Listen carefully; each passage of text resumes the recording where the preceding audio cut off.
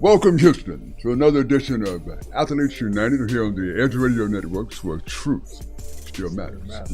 I'm your coach, your host, Big Mel, and as always, I'm joined by Houston's most beloved co-host, my own Big Sonny. Say hello to the fans. Hello. The great Lorenzo Johnson.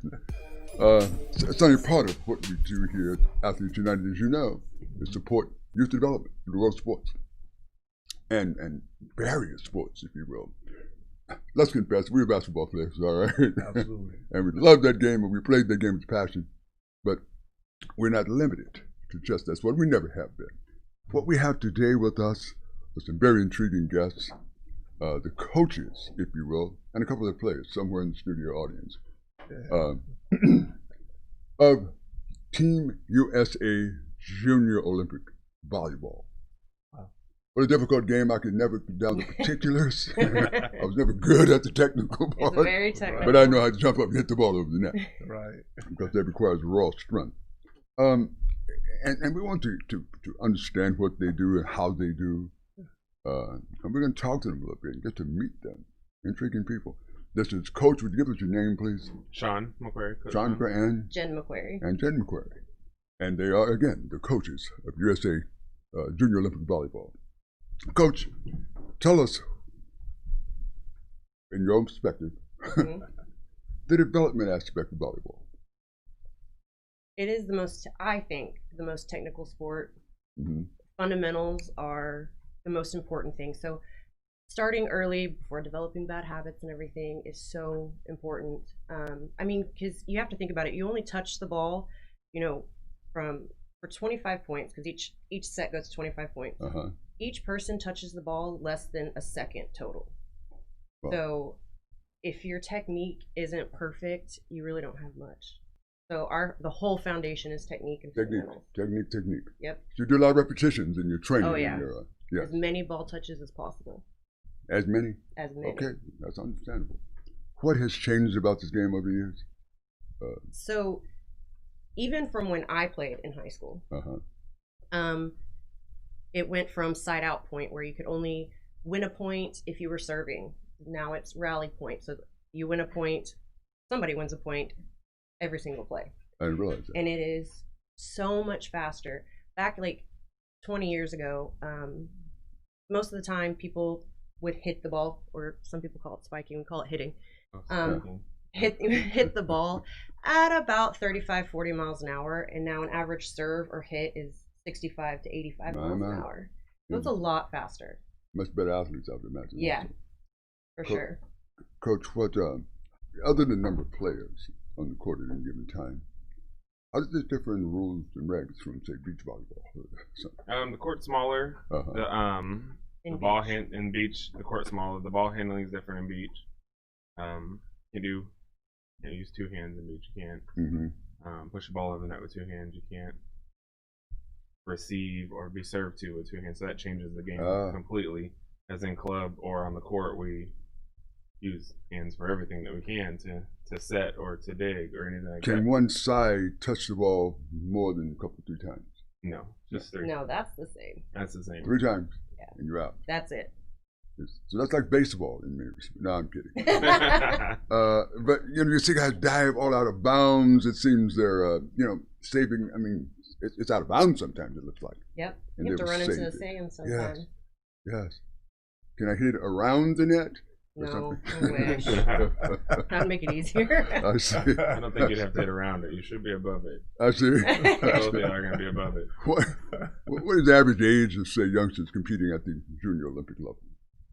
So most of the time, people start as early as 9, but volleyball is so fast-paced that 9-year-olds typically don't have the eye-hand coordination that it takes to go at the speed of volleyball. So you just kind of work on individual fundamentals at that age, and then you really start to compete on the court with the team at around 12. That's about the average age to start on a team. And we go through 18 years old. And then we send them off to college. Send them off to college. Yep. And so club volleyball for perhaps 8 years or so, then off to college. Yep. Give me some sense of level of success you've had with college 100% of our seniors have received scholarship offers. Is that right? Whether they take them or not, it's up to them. Did you say 100%? 100%. Wow. That's amazing. That doesn't mean everyone takes their scholarship. Correct. Some people don't want to play in college, and their parents want them to just develop the social skills. And being an athlete develops you so much more than just being able to be good at volleyball or basketball or whatever. It is. I personally believe the thing that develops a person the most for just life in general. And so a lot of parents, they think that it's worth the investment to put them on a team that's competitive just for that, which I agree with. We talk about sports as development. That's why the word comes about, because it's socialization. It's understanding, something about the environment and the broader community. I noticed. I'm gonna interject for just a second. I noticed you mentioned the word fundamentals, and it's you see it's so true across all levels of sports, basketball, volleyball. Being someone that's taught basketball myself, Pops as well.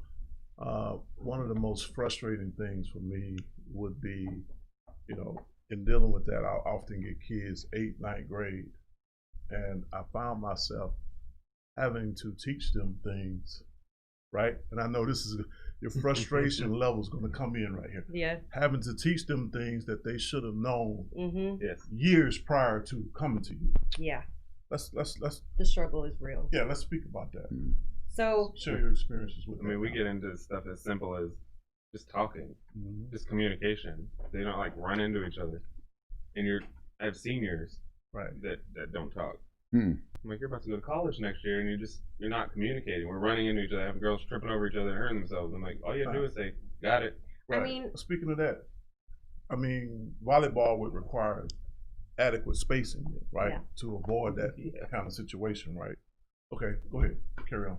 I just wanted to, because spacing is important in basketball as well. Yeah. You have a 30 by 30 court.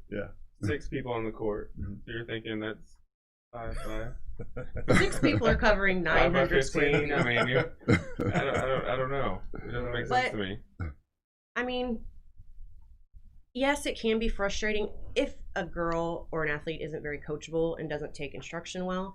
But I'm confident enough in my abilities as a coach to really help anybody get better. I've taken girls that have been cut every single year from high school, and they come to me their junior year, and then they make starting varsity their senior year, and go on for full ride scholarships. And I've only had them 6 months. And of course, those are coachable kids.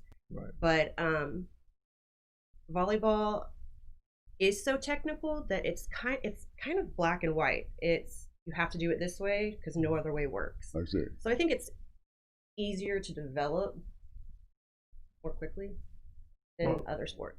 My frustration came in when working with kids in that manner for basketball. It was never the kid. It was my frustration come in to play where I'm thinking, who in the world was working with you? Yes. Prior to you coming to me. Oh, yes. Because these are things that should have been taught. What did you do? Just roll the ball out and just let them do whatever they want to do? That's true.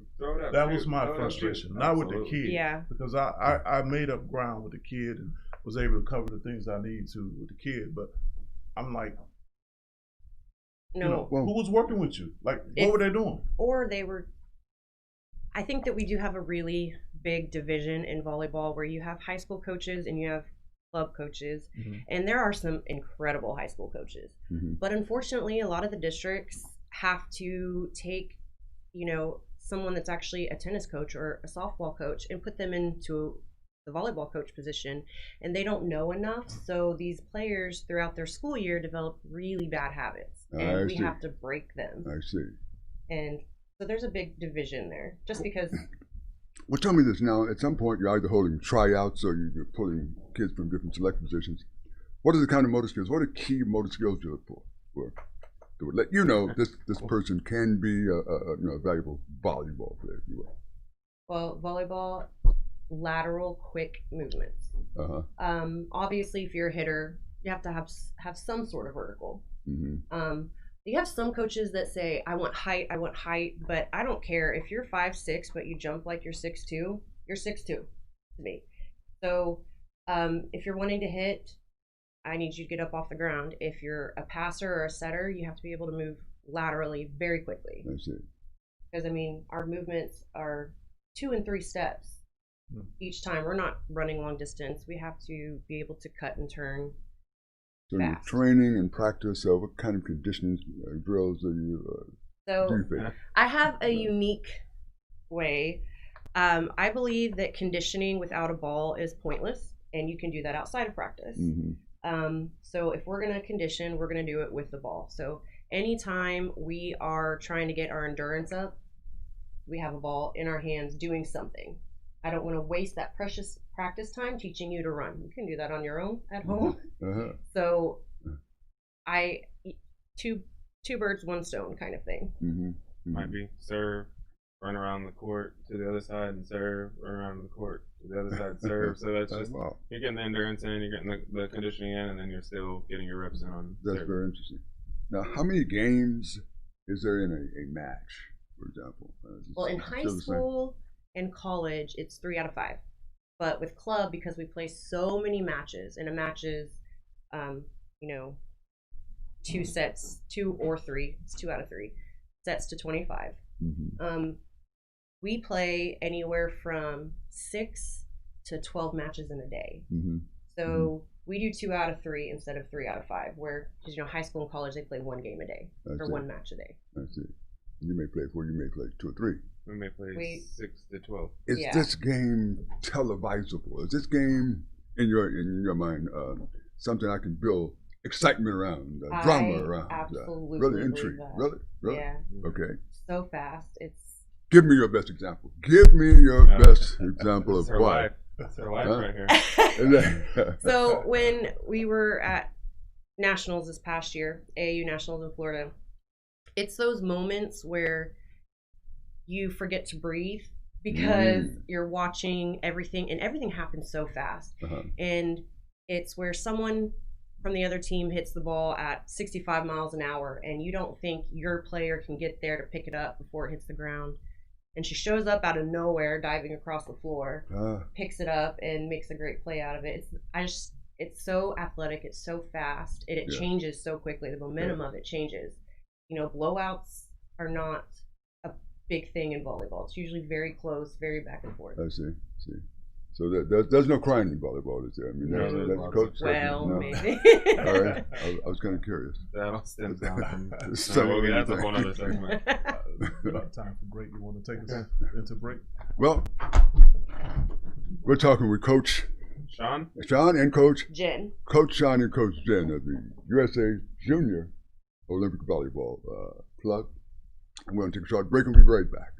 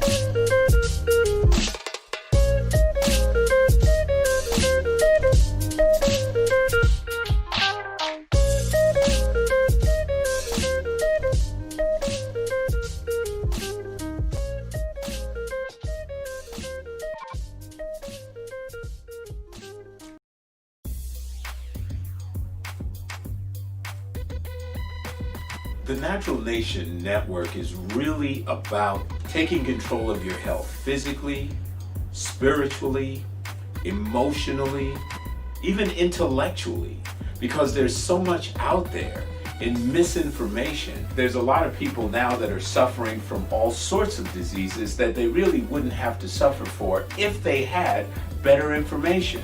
And that's what we're here to do. Provide information that can save lives. The mind and the body are totally connected. Health can be really serious, and you know, sometimes we just have to lighten it up a little bit while we're still providing substantive information. And you know, my sort of mantra on the salsa dance floor is kind of similar. You know, I tell somebody, if you make a mistake twice, it becomes a move. Okay?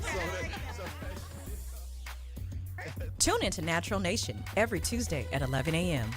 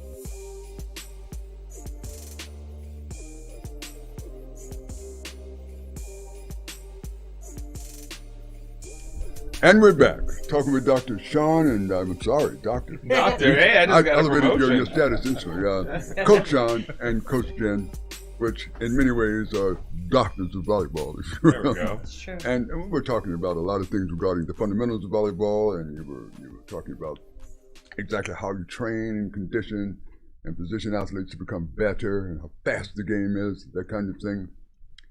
There is a particular skill that I want to understand.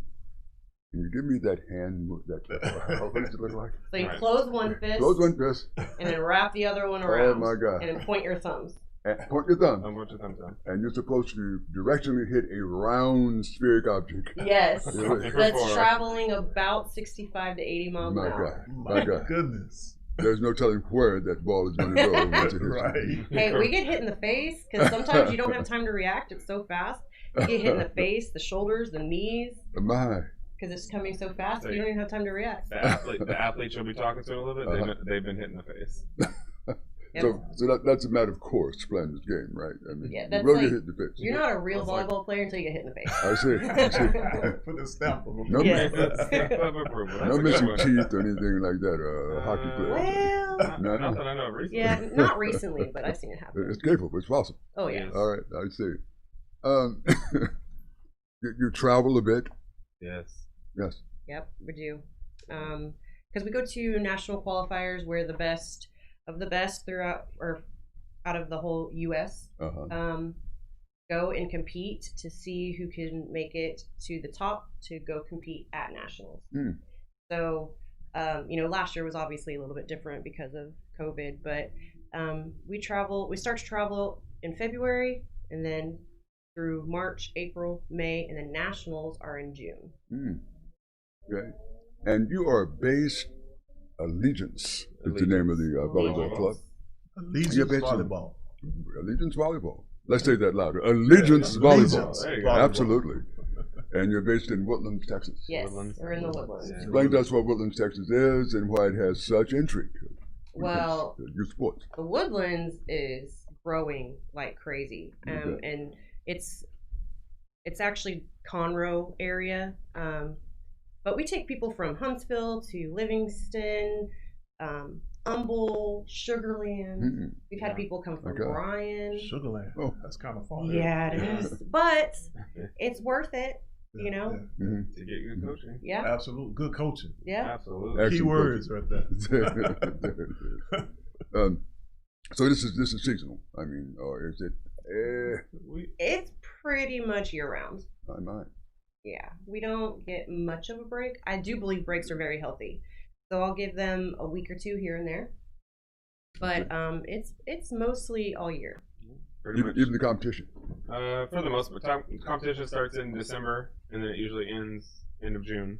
So, and then we have tryouts in July, and then we have skill building August, September, October, November, and then we start back in competition. So we're training. You get a little bit of a break, but not much. Not much. Yeah. Not much. Not much.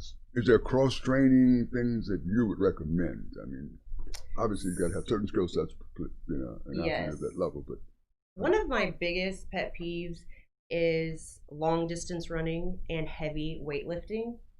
I am completely against that. It trains all the wrong muscles. We are not long distance people. We're doing quick sprints, quick movements. And so if you need, you can build endurance by doing short sprints. And, we don't travel 100 yards at a time. We travel 15 to 35 feet at a time. So long distance running is, I think, the worst thing you can do for volleyball. And then we need light, a lot of times just body weight lifting.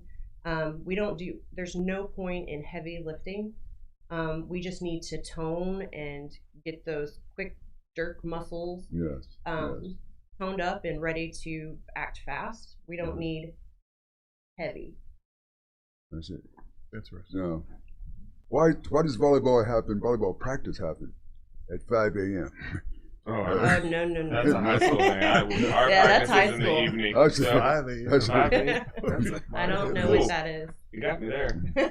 That's probably a reference to how long ago I watched volleyball. How long ago I was in college. But they still do it. High schools and junior highs practice 6 a.m. Yeah. What is that? What's the necessity of that? Is there any logic? So they're outside of the school day. They want to have the practice before school starts.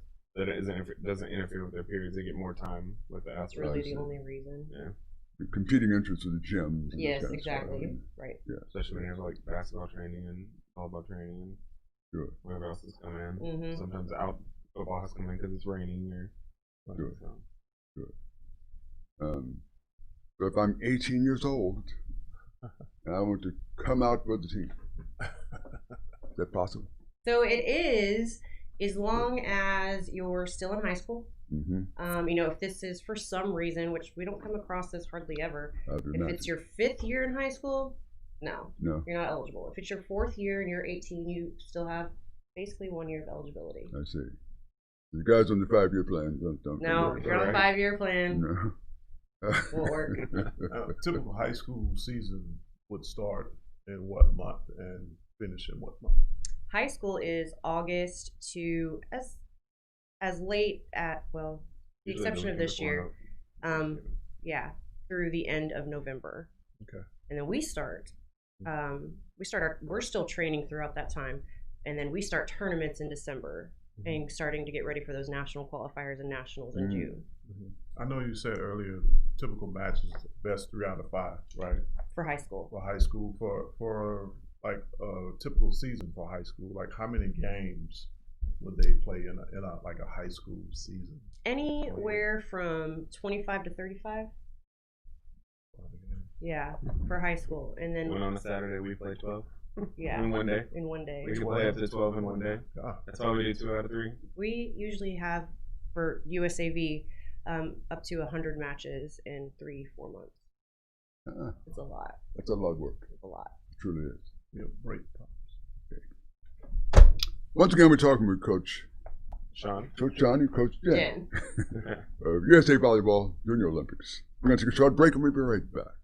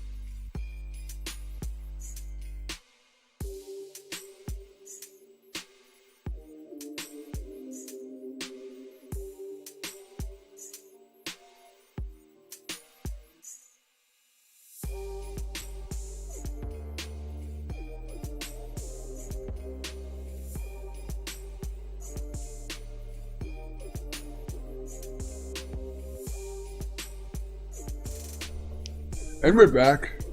We're talking with USAV Coach Sean and Coach Jennifer. I got that right. I got that right.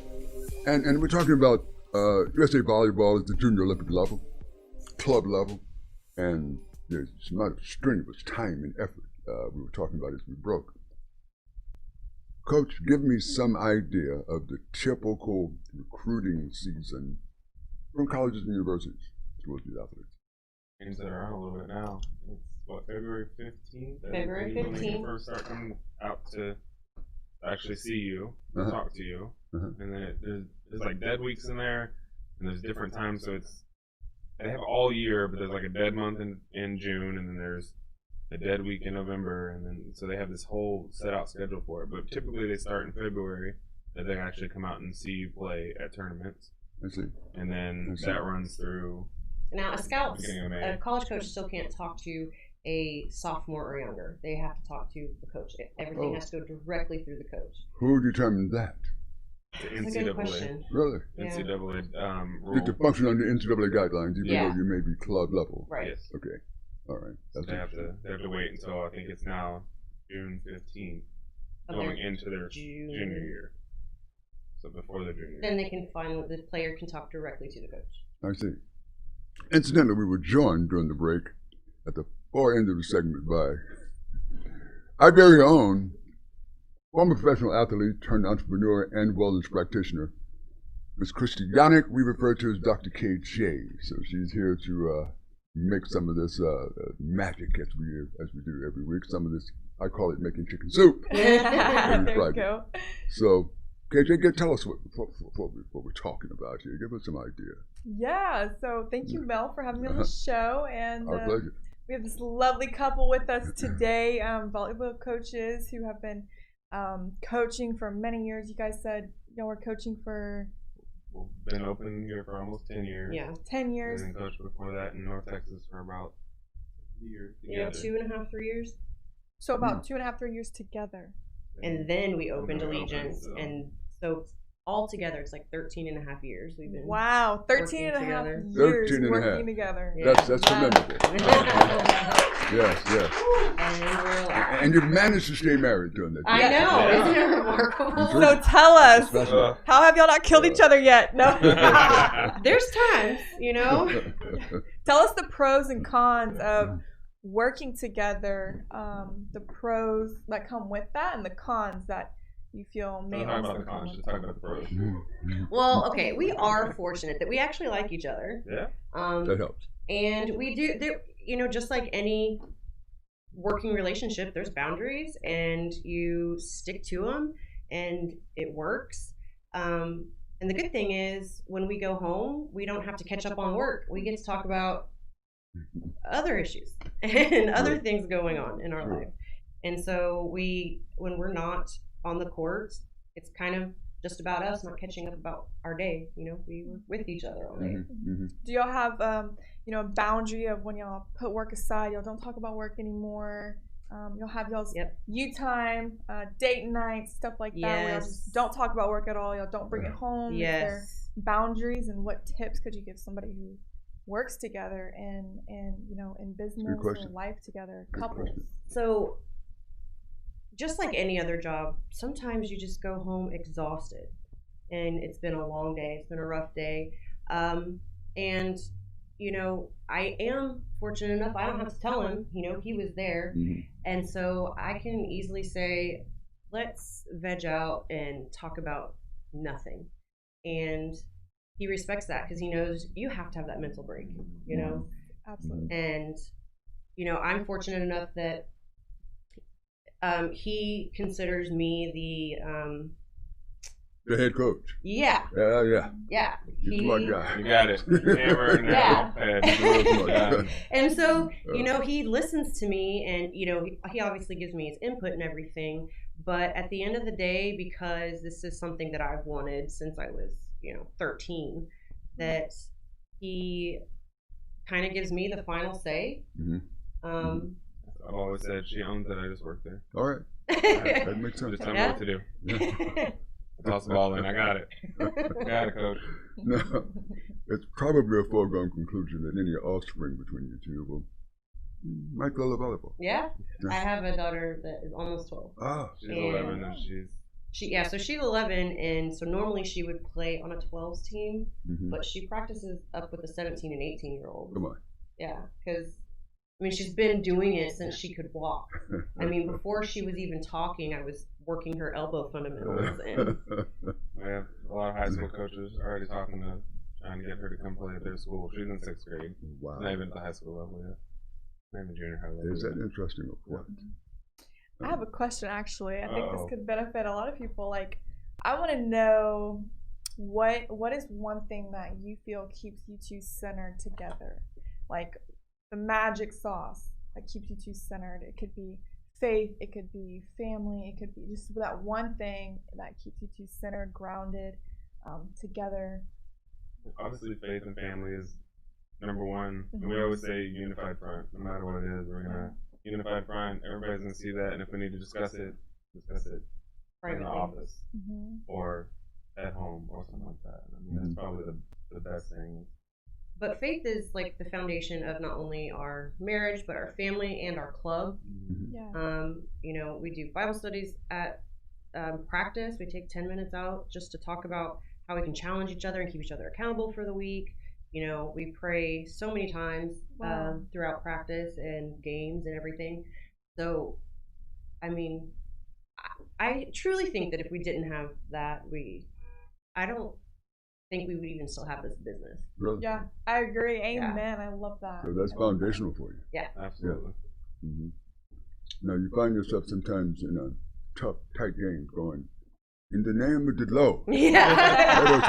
Please let her make this in Jesus' name. Yeah.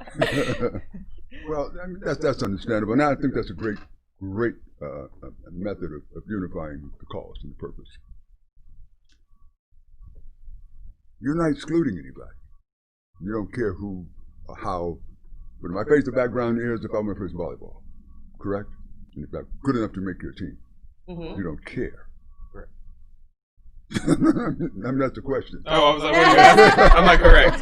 That is the question. All right, very good. Very good. Allegiance is the name of the volleyball club. Can you explain that name a little bit, Coach? Allegiance definition is integrity. So we've always had integrity, even playing on the court. When it goes to a crucial point or something, and they hit the ball and it might go out of bounds, somebody calls it out, but my girl's like, Coach, I touched it. We're like, well, go tell the referee you touched it, because I don't want to win by lying or cheating. I want to win by doing the right thing. So it's always been integrity. We call them honor calls. Honor calls. Good. So it didn't take long to come up with this name. No, not at all. And I love that symbol there. What do you guys do? Volleyball? With the Texas flag? Yes. Yeah. Lone Star. Because we're here. We make that clear to everybody. That's right. So this is what people know when we travel. We go to Boston, Vegas, Atlanta. There you go. Florida, they see volleyball. It's on all our uniforms. And don't you mess with Texas. Nope. That's by right. all means. That's great. That's great. Youngest memory of your club currently is what? The youngest memory? Youngest member of your club. Oh, member. 8 or 9? 8. Yeah. 8? Wow. Wait a minute. 8 now? As in 8. 8. Crazy. I And know. Infinity 8. They practice, so they're practice. they're in the red shirt of the developmental program, so they start to grow and learn the sport. Oh yeah. And then they'll have an opportunity to come watch the older girls practice, or the older girls come and watch their practice, and they kind of get to work with them, set a mentorship. We may be missing something here, Dr. KJ. Wow, 8 years old. There's not, you can't do a lot of teamwork stuff at 8 because the game is just way too fast. Right. So it's just all about getting to understand how to handle the ball, the weight of it. You know, we tell girls to walk around the house with the ball just to, you know, understand how if it touches you on your right hand in a funky way, how to adjust and have the turnout that you want. So you're very limited at 8, 9, sometimes even 10 years old on what you can do. But there's still things. Sure, yeah. So training for, you know, the younger generation, 8 to, what is that, 10 maybe? Yeah, 10, 11, depending on the kid. Yeah. We find that the taller ones are usually later bloomers with hand-eye coordination. Sure. Because they're still trying to learn their body, where this 11-year-old that's been the same height for a year, they've had a whole year to understand their body and how it works and how long their arms are. But these girls that are growing so fast, by the time they understand what their reach is, it's 2 more inches. And so, you know, they typically are a little bit behind. But they catch up usually around sophomore year probably. I see.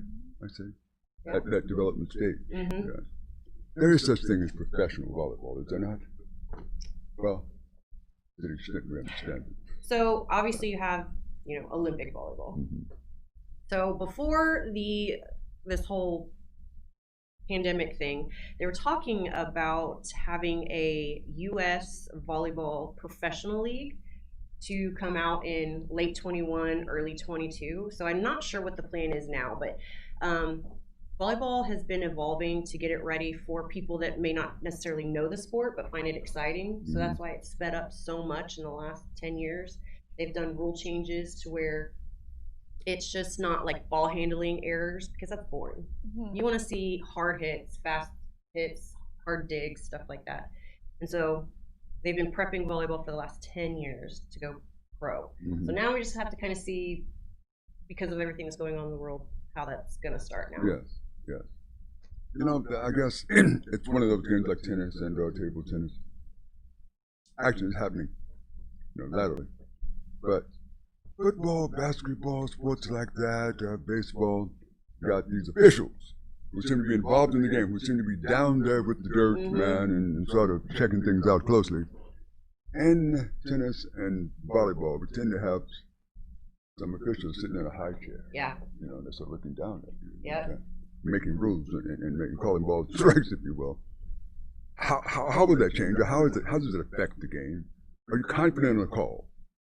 Are you confident? So we also ref volleyball at the high school level, and college has come up with this idea that you can dispute a call. So if you made a call and I thought it was bad, I can dispute it, and it cost me a timeout if I don't get it right. But and so that I think it keeps refs more accountable to stay invested in the game, because you can argue with the call. Have you ever seen a call reversed? Yes, many. Really? Actually, most of the time that a coach disputes it, it's reversed. Really? Yeah. Even if it loses the game for the other team? Yep. How about that? Yep. All right, we have before we go back on break, we have just a little bit of time. Is there any last thing y'all want to say? Yeah. What would you say? Oh, get involved. I mean, if you like the sport, you want to learn about it, check it out. And if there's parents out there listening, the best thing you can do to have a child successful in a sport is to support them and the coaching staff. You're not going to always agree with coaching staff, but if you stay united with the coach, your kid is going to be more successful. That's correct. All right. The Allegiance Volleyball Club, Coach Sean, Yeah. Coach Jennifer. You got it. Absolutely. Oh, we'll be right back with a short break. Thank you.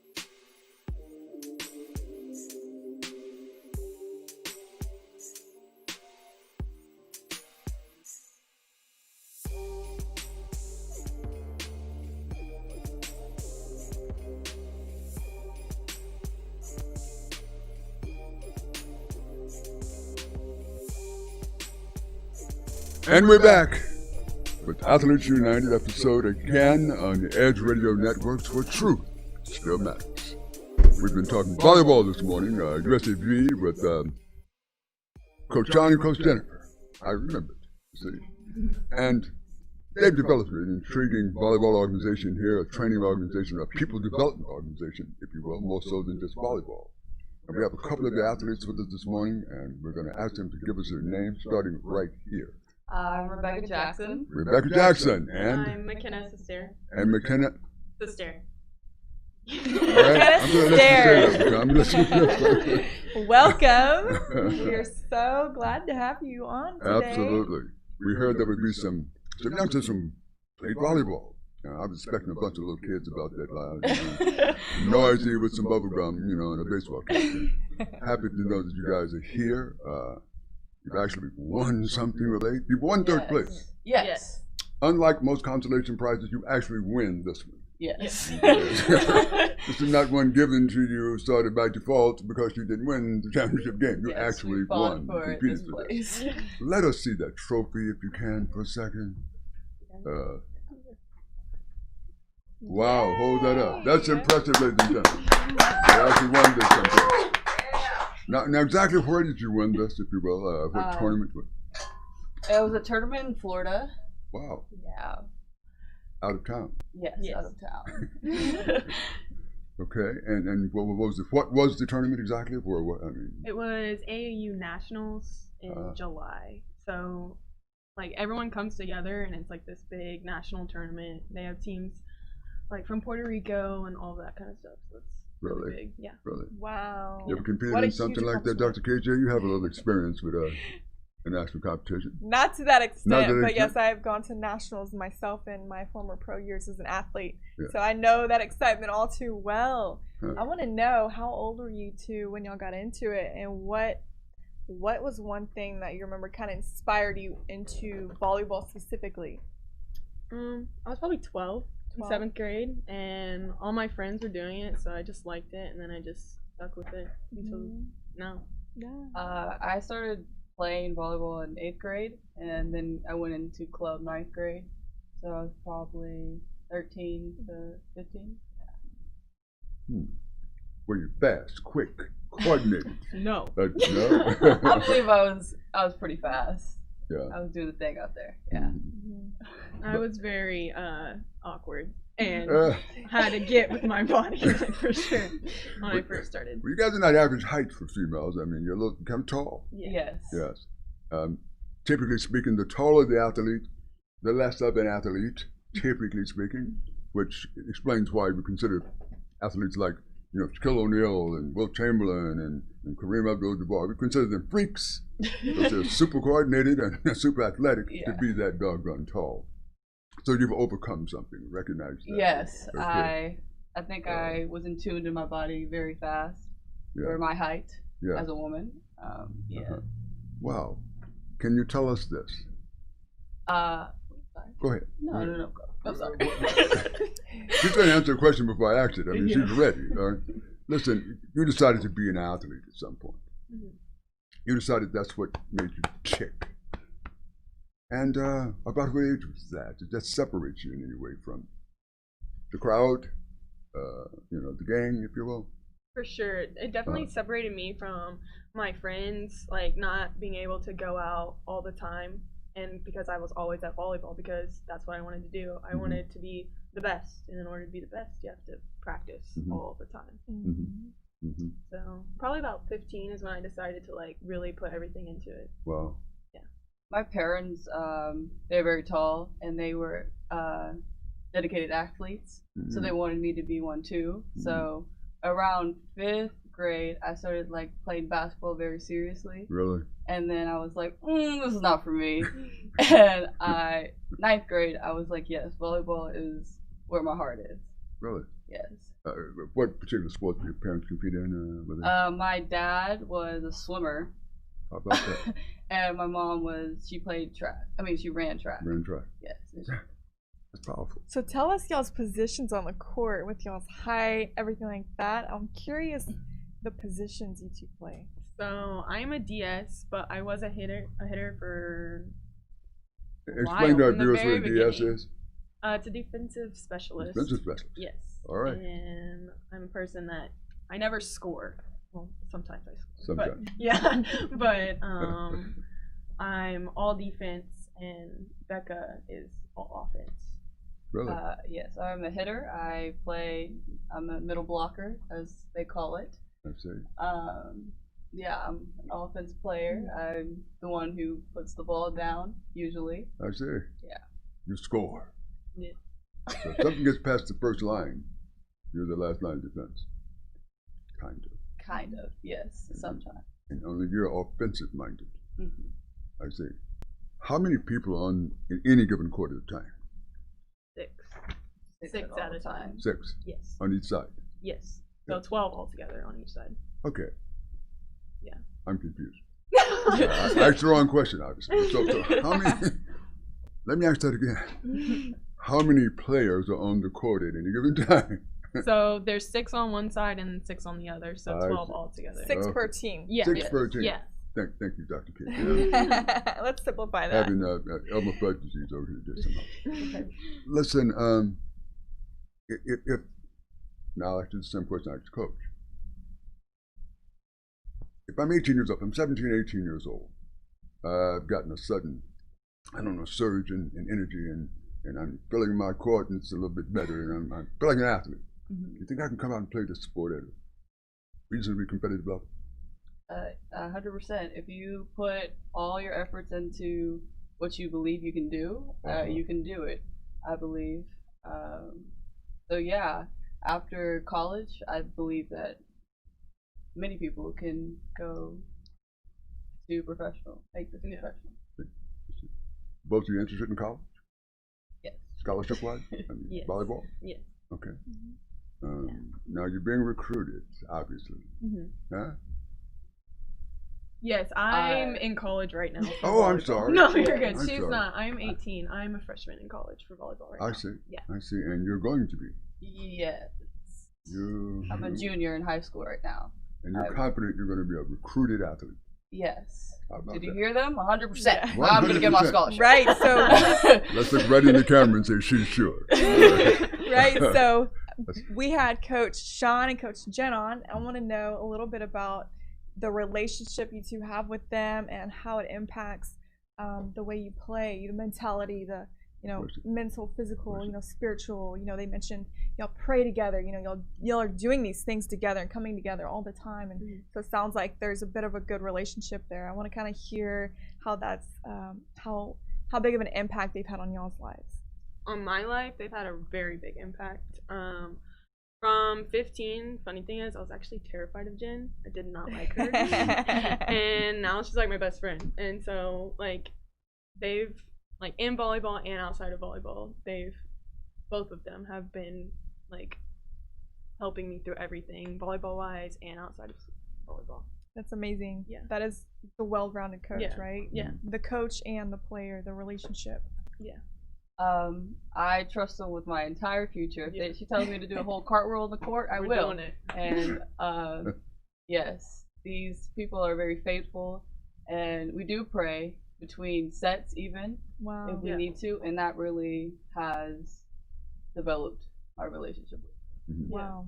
Prayer is so powerful. I think we can all agree with that here. Without a question.